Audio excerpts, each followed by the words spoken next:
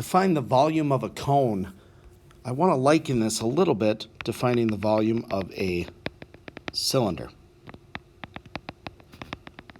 So remember, how we would do the volume of a cylinder is we would find the area of the base. I'm going to write volume equals area of the base times height. And since our base was a circle, that area of the base was pi times radius squared. That's the formula for area of a circle. And then times our height. But of course, this is not the volume of a cylinder, because obviously a cone is going to have less volume because of this tapering in.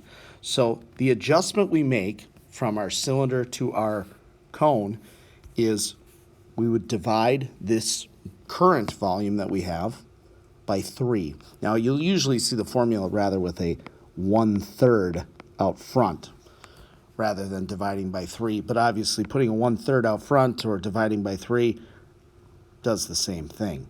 So let's do an example here, and let's kind of just clarify a few pieces. So let's say that we had our radius of 5, and let's say that we had a height of 14.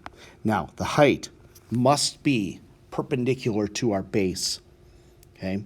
So if it were tipped on its side at all, like kind of a slanted cone, it's not that we couldn't find the volume, but it would be a slight adjustment to our formula, or at least the way we had to get our information.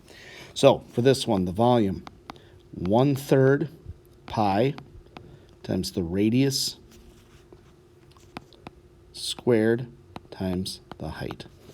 And we could just type that in one thing, 1/3 times pi times 5 squared times 14 on our calculator, and that would give us the volume.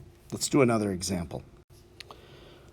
Okay, so here, as I've done in other examples, I've given you the diameter rather than the radius. Please remember the formula requires the radius, so the first thing we should do is say that, well, the radius is always half of the diameter. So then we can proceed to use our formula, 1/3 pi times the radius squared times the height. Again, we could just type that into our calculator and get the answer. All right, let's type this in. 1/3 times pi times 10 squared times 30. 3,141.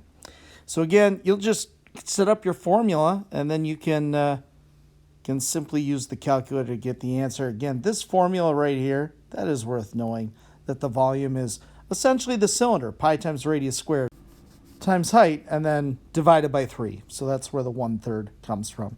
If this video helped you, please like and subscribe for more Math Help.